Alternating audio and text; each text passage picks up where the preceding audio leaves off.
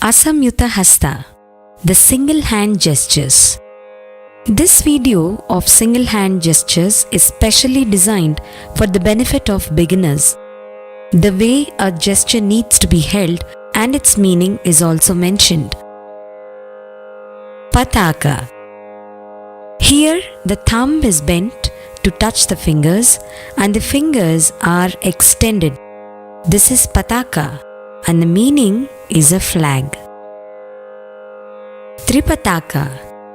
When the ring finger is bent in a pataka hand, it becomes Tripataka, and this denotes a flag with 3 colors.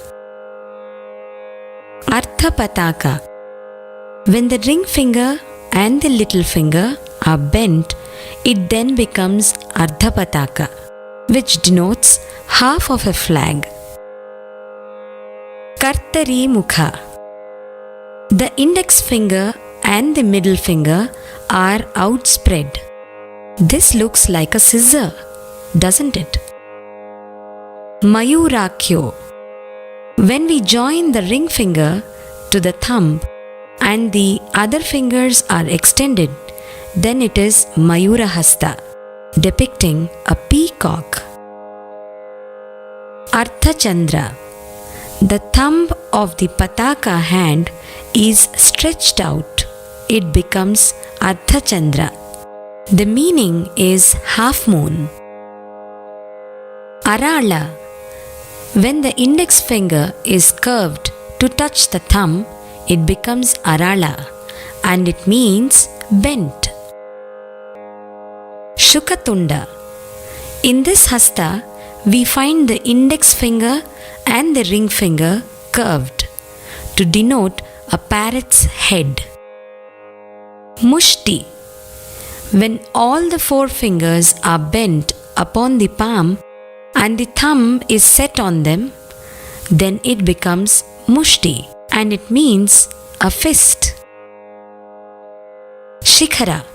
If the Mushti hand has its thumb raised up, it becomes Shikhara, depicting a peak. Kapitha. The index finger bends and rests upon the thumb.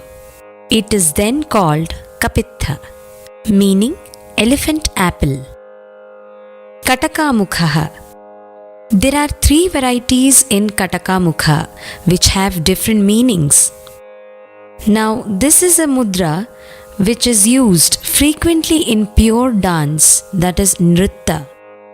We need to rest the index finger and the middle finger on the thumb, and the meaning is opening of a bracelet. Katakamukha. In this variety of Katakamukha, the middle and the index fingers are curved and rest on the thumb, denoting a bird. Katakamukha. This last variety denotes a girl. The thumb and the index fingers need to be held together with middle finger looking down and the rest of the fingers extended. Suchi. The index finger is raised and the rest of the fingers are pressed to the palm.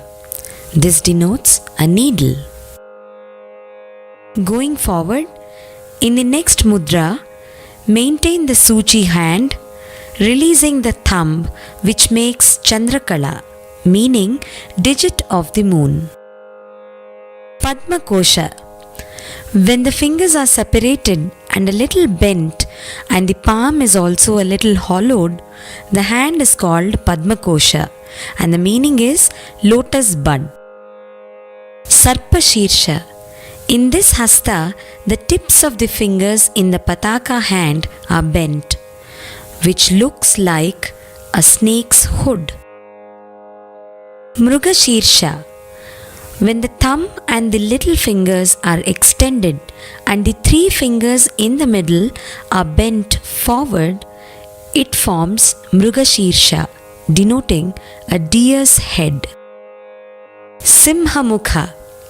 The tips of the middle finger and the ring finger are applied to the thumb and the rest of the fingers are extended.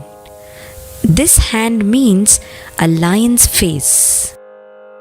Kangula or Langula. Moving on, we need to hold Padma Kosha and tuck in the ring finger.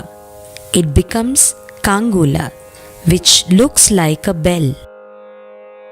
Alapadma. Here, the fingers beginning from the little finger are bent and separated from one another. The hand is called Alapadma, denoting a full-bloomed lotus. Chatura. Let's observe the next mudra carefully. The thumb is placed in the middle of the middle finger and the adjoining two fingers are clinging to the middle finger and the little finger is outstretched. It becomes Chatura, meaning a square. Bhramara. When the thumb and the middle finger touch each other and the forefinger is curved and the remaining fingers are outstretched, the hand is called Bhramara, meaning a bee. Hamsasya. If the thumb and the forefinger touch each other and the remaining fingers are outstretched, the hand is called Hamsasya, denoting a swan beak. Hamsa Paksha. If the little finger of the Sarpashirsha hand is outstretched, the hand is called Hamsa Paksha, meaning swan's wing. Samdamsha. If the fingers of Padma Kosha are closed and opened, then it is Samdamsha and it means pincers. Mukula. If we bring all the fingers of our hand to meet together, then it is called Mukula, meaning a flower bud. Tamrachuda. We need to curve the index finger and hold the rest of the fingers in a closed fashion. Then it becomes Tamrachuda, denoting a cock. Trishula. We need to hold the thumb and the little finger, stretching the middle three fingers upright as if to show number 3. It denotes Trishula, the powerful weapon. Why don't you try now? Say the name, hold the hasta and practice.